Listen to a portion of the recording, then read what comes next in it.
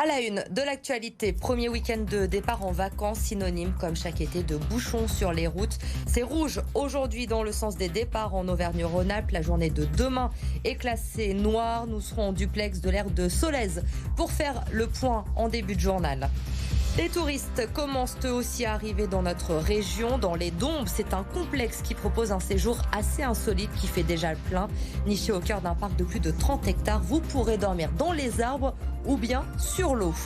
À suivre également une patrouille avec la brigade cycliste de la police municipale de Lyon. Chaque jour, ces policiers à vélo veillent à la sécurité sur la voie publique.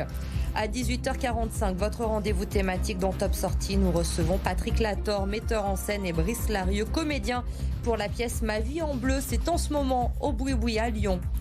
Et puis la météo pour demain, une journée encore ensoleillée. Il va faire chaud dans le département du Rhône, déjà 20 degrés dans la matinée à Lyon, comptez jusqu'à 30 degrés dans l'après-midi.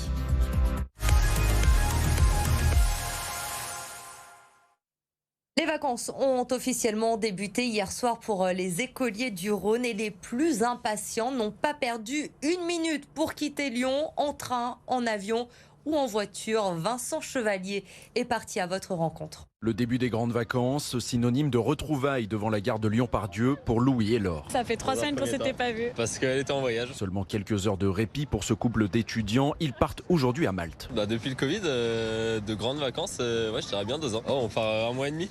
Ouais, on rattrape un peu le retard qu'on a pris. Des vacances en amoureux ou en famille. T'es bonne maman et bon papa. Bon papa. Et on va retrouver qui? Les Cousins. Les cousins. Direction Lille, puis le bord de mer. Grande première pour Mathilde, de 3 ans. Son papa, au travail, vivra les événements à distance. Je risque de prendre un certain nombre de photos et WhatsApp va bien fonctionner. Vacances chez les grands-parents pour Marie et ses 2 enfants. Et d'après sa fille, le programme s'annonce chargé. Aller à la piscine, manger, aller à la piscine, faire du trampoline, aller à la rivière. Voyage en train ou en voiture sur l'aire de repos de Saint-Rambert d'Albon, le long de l'A7. La perspective d'un été sans restriction réjouit les automobilistes. Il n'y a plus de contraintes. Bon, même le masque n'est plus obligatoire. C'est bien parce qu'au mois d'août, on ne sait pas trop comment ça va se passer. Seul ombre au tableau, un vendredi particulièrement chargé sur l'autoroute du Soleil. Bison futé voie rouge dans le sens des départs. Et justement, on va faire le point sur la situation en direct depuis l'aire de Solèze au sud de Lyon avec Amélie Duchamp. Amélie, journée annoncée rouge aujourd'hui en Auvergne-Rhône-Alpes. Qu'en est-il au sud de Lyon ce soir ? Ici, vous voyez peut-être derrière moi sur la 16, il y a de plus en plus de véhicules qui empruntent cette autoroute. Le trafic se densifie sûrement, très sûrement. C'était prévu. Ils ont futé à classer ce vendredi rouge dans le sens des départs dans la vallée du Rhône. Et actuellement, nous sommes en plein pic de cette circulation et jusqu'à 21h. Et même après 21h, ça va rester très compliqué de circuler. Ils ont futé prévoit un trafic tendu, donc orange, jusqu'à minuit. Mais demain, ce sera encore pire. Alors pour limiter la galère, beaucoup d'automobilistes ont fait le choix de partir dès aujourd'hui. Je vous propose de les écouter. Nos parents nous ont convaincus de partir aujourd'hui, donc on a pris une nuit ailleurs pour faire une pause sur la route et arriver un peu plus tôt demain, mais au moins on évitera les bouchons de demain qui sont plus importants qu'aujourd'hui sur la route. J'avais annoncé rouge, après je m'attendais pas à bouchonner aussi tôt sur ma route. J'ai pris une nuit à Avignon exprès parce que demain ils annonçaient noir, donc j'ai pris une nuit à Avignon exprès pour couper un peu la route en deux et je me suis dit ce sera moins galère. Mais voilà. Ça n'a jamais été un problème pour nous, même quand nos enfants étaient petits, donc on a toujours fait comme ça et même s'il y a des bouchons, on s'adapte et puis c'est tout. Voilà. On a le temps, on est en vacances. Alors si vous devez partir demain, il va falloir prendre votre mal en patience car la journée de samedi est classée noire dans notre région. Demain, Bison futé conseille d'éviter l'A7 entre Lyon et Orange de 7h à 21h. Donc si vous espérez passer entre les ralentissements, il va falloir mettre votre réveil très tôt samedi. Alors si vous le pouvez, différer votre départ carrément à dimanche car même si la journée est classée rouge dans le sens des départs dans la vallée du Rhône, ce sera surtout entre 15h et 19h que les difficultés seront concentrées. Merci Amélie pour ces précisions. Donc vous l'avez compris, patience, prudence si vous partez en week-end. Il va y avoir du monde tout le week-end dans la région Auvergne-Rhône-Alpes. Il y a ceux donc qui quittent la région, direction notamment le sud de la France et les plages, et ceux qui ont décidé de venir passer leurs vacances chez nous. Les Dombes sont particulièrement prisées par les touristes. Certains sites affichent déjà complet cette semaine. Jade Lanier. Cabane sur l'eau ou dans la forêt, mais aussi zoo, plage, piscine et acrobranche.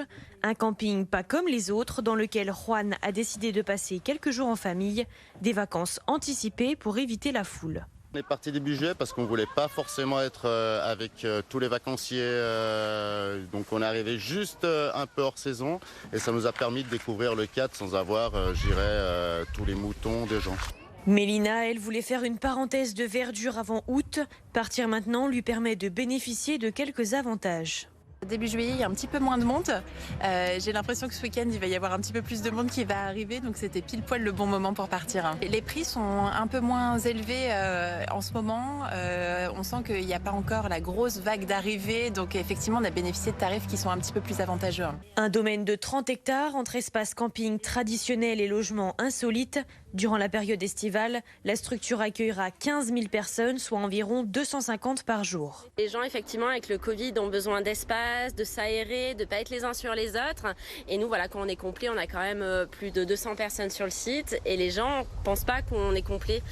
Nous disent toujours « Ah, mais vous êtes complet ?» Pourtant, on a l'impression qu'il n'y a pas beaucoup de monde parce qu'on ne se marche pas les uns sur les autres. On ne voit pas grand monde quand on se balade autour de l'étang. Le camping est déjà rempli à 90% pour cet été. Et pour assurer les prestations, 30 salariés ont été recrutés pour cette saison.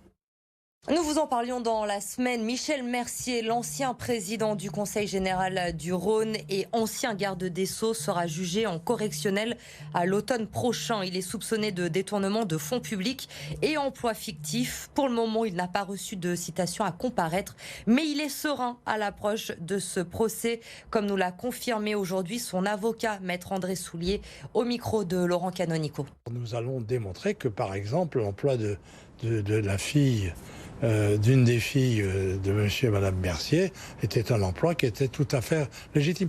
C'est extraordinaire. D'ailleurs, ce procès va se dérouler s'il se déroule au moment où la manière de travailler a changé de façon fantastique. Je peux tout à fait, moi, en ce moment, selon le décalage horaire, discuter avec, réveiller des copains de la côte Est ou de la côte Ouest des États-Unis encore davantage. Voilà, à cause de l'informatique, grâce à l'informatique. Bon, nous en parlerons. Peut-être que après tant d'années de barreau, je vais faire moderne, non ? Vous les avez très certainement déjà aperçus en ville. La brigade cycliste de la police municipale veille chaque jour au partage de la route entre les différents usagers. Et ce matin, Grégory Doucet, le maire de Lyon, et son adjoint à la sécurité ont participé à l'une de ces patrouilles. Lauriane Pellao. Cette unité de 17 policiers municipaux sillonne les rues lyonnaises. Sur leur vélo, ils parcourent une vingtaine de kilomètres par jour. Leur principale mission, veiller sur le bon partage de la route entre tous les véhicules et intervenir lors de flagrants délits. Il faut savoir que l'unité cycliste est la deuxième unité de la direction de la police de proximité en termes d'interpellation. Du fait même de sa proximité, de cette capacité à être jointe rapidement et de manière les habitants, elle est un vecteur d'interpellation facilitant. La semaine dernière, l'unité cycliste a notamment conduit, après une action de proximité et de prise de contact avec les commerçants de la rue de la République, 2 interpellations, 2 voleurs à l'étalage et ceux en flagrant délit. Durant leur mandat, les écologistes ont doublé les effectifs de cette unité. Ils lui ont aussi permis d'intervenir dans les transports en commun. L'objectif, renouer le contact entre les habitants et les policiers municipaux. Ce qui nous importe, c'est d'avoir tous les outils en place et notamment une police municipale qui soit une police de proximité, une police de l'humain, une police qui apaise, une police qui répare, une police qui va au contact des habitants. C'est non seulement du contact, mais c'est aussi du problem solving, donc cette idée qui vient des États-Unis, c'est-à-dire que la police ne doit pas être là uniquement pour être visible, uniquement pour assurer, elle doit être aussi utile aux habitants. Grâce à leurs véhicules silencieux et pratiques, les agents de police veillent à la sécurité dans le centre-ville. Avec leur vélo électrique, ils peuvent aussi se déplacer dans les zones plus éloignées. 12 12 pistes cyclables, 250 km au total. Vous le savez, la métropole prévoit de mailler le territoire d'ici 2026 avec ses voies lyonnaises. Le premier tronçon justement de la voie numéro 1 a été inauguré aujourd'hui à Lyon entre le quai Claude Bernard et le pont Gallieni, un secteur clé pour les vélos puisque la rive gauche du Rhône a enregistré un pic de passage quotidien de vélos en septembre dernier avec 17 000 passages. Le boom des vélos dans l'agglomération lyonnaise, donc avec ce développement des voies lyonnaises d'ici 2026.